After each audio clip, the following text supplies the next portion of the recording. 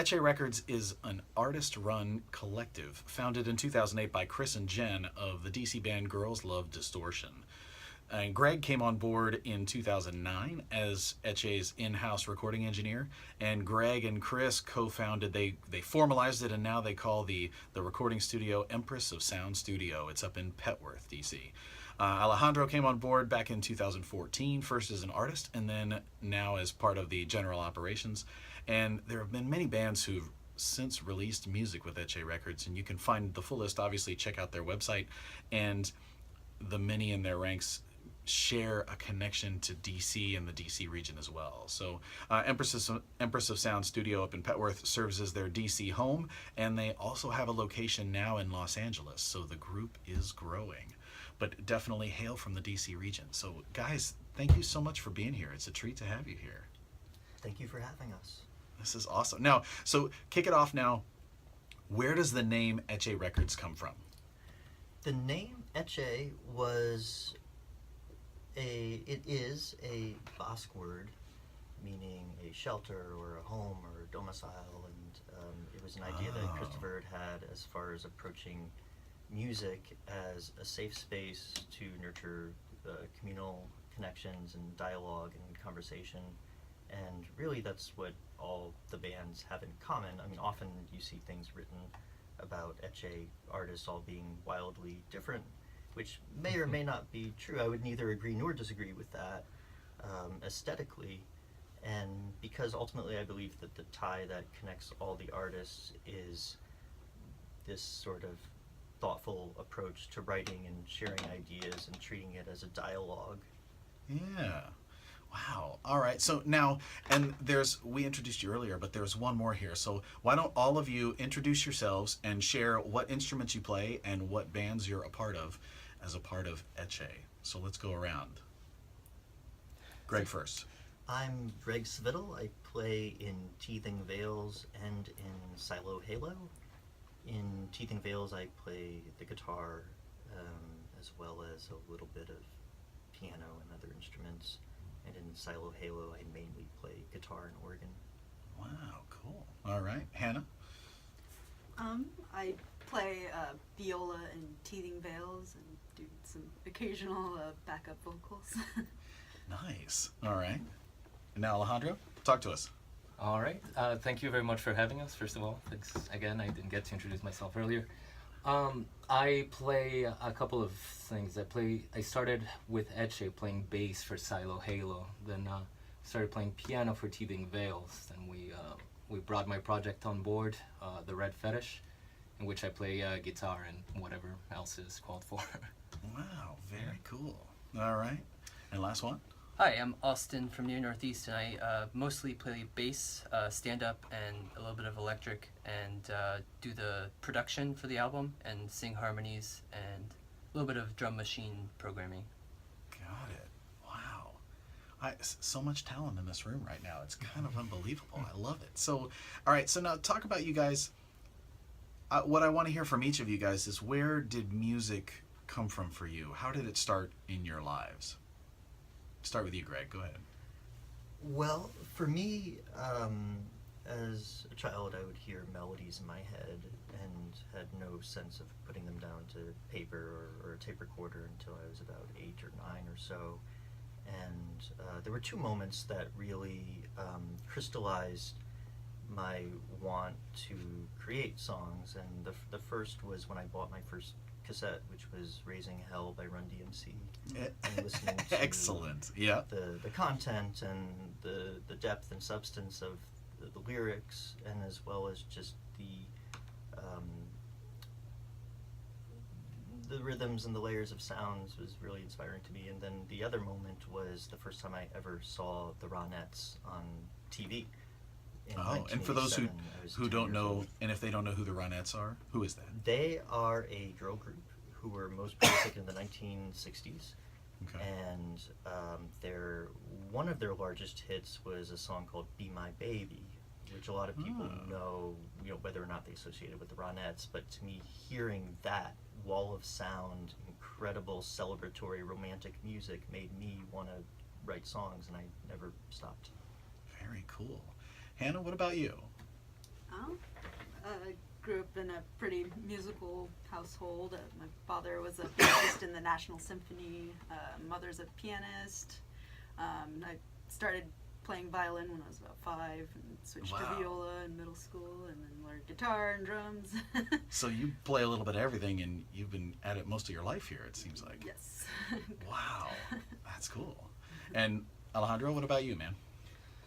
I didn't actually have any moment that kind of convinced me that I should dedicate myself to music like that. At some point in high school, I started recording random sounds. You know, I don't come from a particularly musical household, so I just recorded them on a computer using a sound recording thing that was pre-installed, mixing them together, manipulating the sound, and eventually that just kind of grew into making music naturally. I got to college, started studying instruments, music theory, got into classical music, and just kind of Wow. never stopped, you know.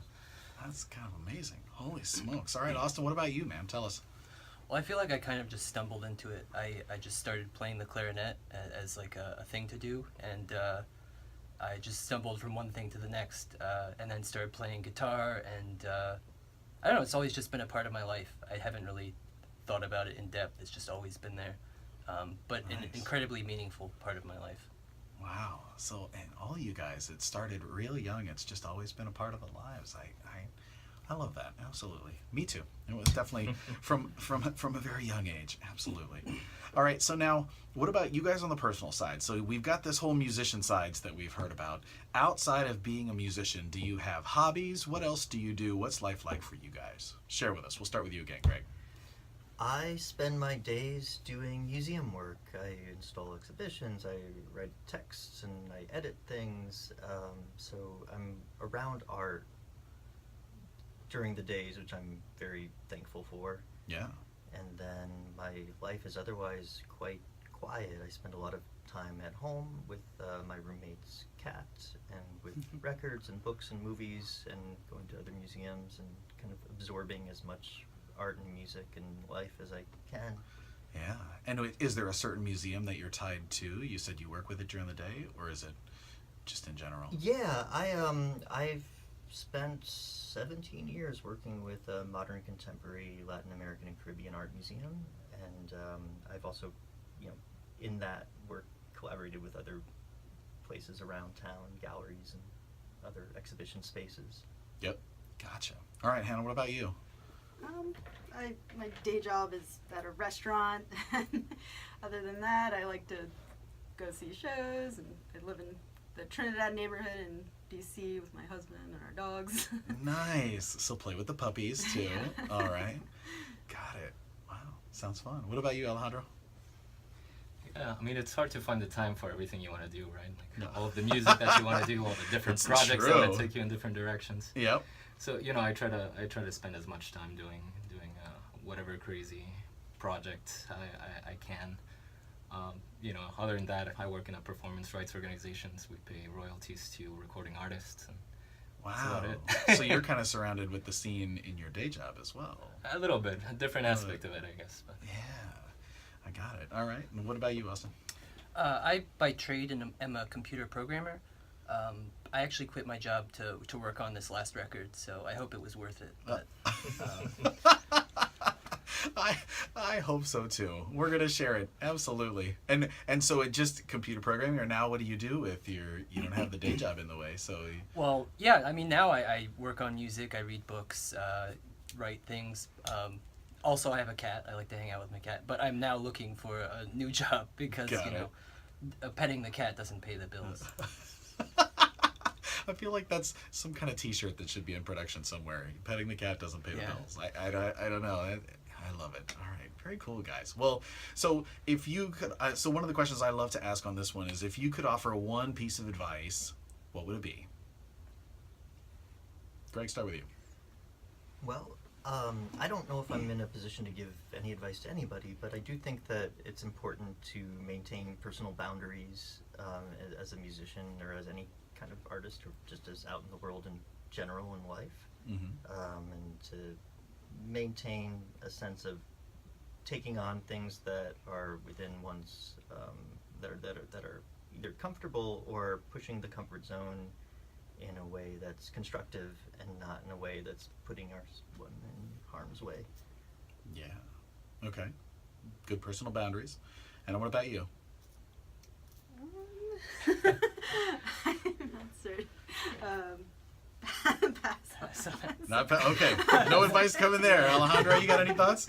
You and Austin, if you have any, please do share. I always think it's interesting, and it doesn't have to do with, I'm not considering you an expert in any way, but collective intelligence is one of those amazing things where society betters itself, and so we share cool concepts and ideas. So I always love to hear from all the guests, what's one piece of advice you'd offer? And I've gotten so much over the years, so I appreciate, any thoughts are fun. Yeah, I mean, for me, something that